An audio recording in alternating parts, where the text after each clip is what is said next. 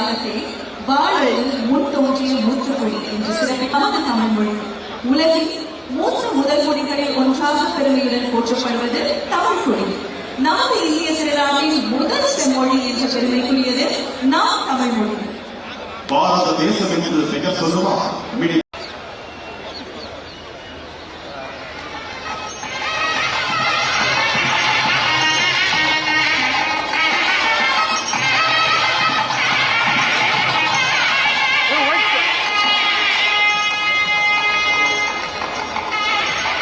அனைவருக்கும் இனிய காலை வணக்கம்.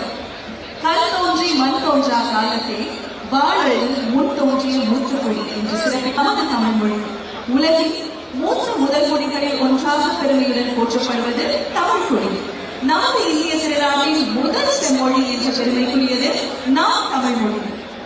பாரத தேசம் என்று பெயர் சொல்லுவார்.